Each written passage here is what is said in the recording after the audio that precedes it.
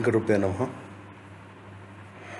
చంద్రగ్రహణ పితృపక్షం September 7, 8, 2025.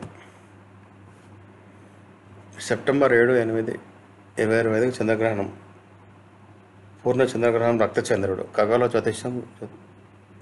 మరియు జ్యోతిష వివరాలు. చంద్రగ్రహణ కాలము సాయంత్రం ఇండియన్ స్టాండర్డ్ టైం ప్రకారం అంటే భారత కాలమాన ప్రకారం.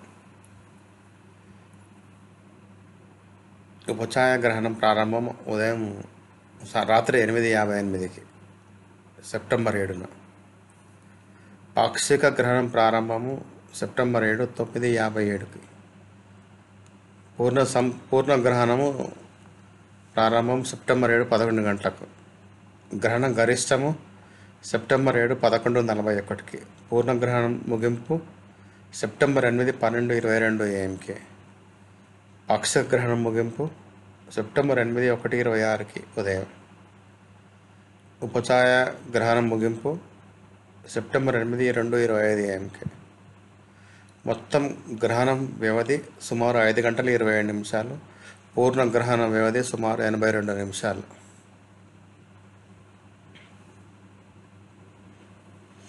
భారతదేశంలో గ్రహణం. ఈ చంద్రగ్రహణం భారతదేశం అంతటా పూర్తిగా దర్శనమిస్తుంది.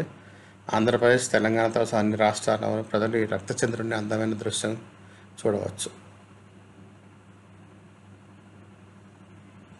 జ్యోతిష్య శాస్త్ర ప్రాముఖ్యత. ఈ పూర్ణ చంద్రగ్రహణం పితృపక్షం మొదటి రోజున అంటే సెప్టెంబర్ 7న స్టార్ట్ అవుతుంది కాబట్టి అందువల్ల ఇది శక్తివంతమైన మరి ప్రత్యేక యోగంగా పరిగణించబడుతుంది. జ్యోతిష శాస్త్రంలో చంద్రగ్రహణం కర్మఫలాలు, ఆత్మీయ పరివర్తన, భావోద్వేగ మార్పులకు సంకేతంగా భావిస్తారు. పితృపక్షం మొదటి రోజు చంద్రగ్రహణం. ఈ పరిహారాలు చేస్తే పితృదేవతలు సంతోషిస్తారు, ఇంటికి సమృద్ధి వస్తుంది. పితృపక్షం ప్రారంభం సెప్టెంబర్ 7, 2025 ఆదివారం నుండి పితృపక్షం ప్రారంభమవుతుంది. ఈ రోజునే సంవత్సరంలోనే చివరి చంద్రగ్రహణం సంభవిస్తుంది. పితృపక్షం మొదటి రోజున చంద్రగ్రహణం రావడం వల్ల ప్రత్యేకమైన మరియు శక్తివంతమైన యోగంగా పరిగణించబడుతుంది. పితృపక్షం ప్రాముఖ్యత. ధార్మిక విశ్వాసం ప్రకారం పితృపక్షంలో పితృదేవతలు భూలోకానికి వచ్చి తమ వారితో కలిసి ఉంటారని నమ్మకం. ఈ కాలంలో వారిని సంతోషపరచడానికి కుటుంబ సభ్యులు శ్రాద్ధ, పిండ ప్రదానం, దాన ధర్మాలు చేస్తారు. జ్యోతిష శాస్త్రం ప్రకారం పితృపక్షం మొదటి రోజున చంద్రగ్రహణం రావడం అంటే ఒక అద్భుతమైన యోగం. ఈ రోజున పరిహారాలు చేస్తే ధన, ధాన్య, వంశ ఆస్తి పెరుగుతాయి. పితృదేవతలు ప్రసన్నమవుతారు. ఈ ఉపాయంతో లభించే విష్ణు కటాక్షం. పితృపక్షంలో ప్రతిరోజు వటవృక్షాన్ని నీళ్లు పోయాలి. అదేవిధంగా కుంకుమతో తిలకం దిద్ది పెట్టాలి. ఈ కాలంలో ఏకాదశి వ్రతం చేస్తే విష్ణు పూజ చేసి శ్రీమద్ భగవద్గీత పఠనం చేయాలి. ఇలా చేస్తే పితృదోషం తగ్గి విష్ణు కృప లభిస్తుంది.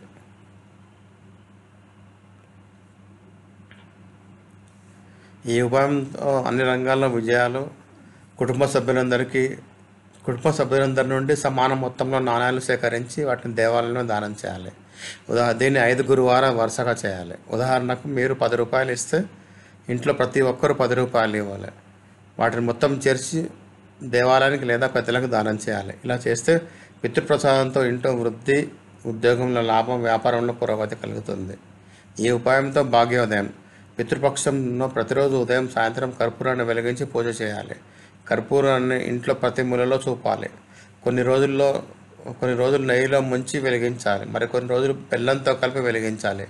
ఇలా చేస్తే దైవదోషము, పితృదోషం తొలగి పితృదేవతలు సంతోషిస్తారు.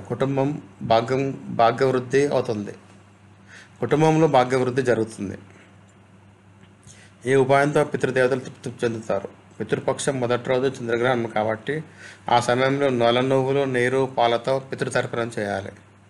పేదలకు అవసరం ఉన్న వారికి గోవు మరియు బ్రాహ్మణులకు అన్నదానం చేయాలి. ఇలా చేస్తే పితృదోషం శాంతించి సుఖ సమృద్ధి పెరుగుతుంది. గ్రహణ సమయంలో ఇంటి ప్రాంగణంలో లేదా పీపల్ చెట్టు కింద నువ్వుల దీపం వెలిగిస్తే పితృదేవతలు సంతృప్తి చెందుతారు, ఆశీర్వదిస్తారు. ఈ ఉపాయంతో పితృదోషం తొలగుతుంది. పితృపక్షాల్లో కుక్కలు, ఆవులు, పక్షులకి ప్రతిరోజు రొట్టె లేదా ఆహారం పెట్టాలి. ఇలాగే గ్రహణ సమయంలో మౌనంగా ఓం నమో భగవతే వాసుదేవాయ మంత్రం జపించాలి. ఇలా చేస్తే ఇంట్లో శాంతి, సమృద్ధి కలుగుతాయి.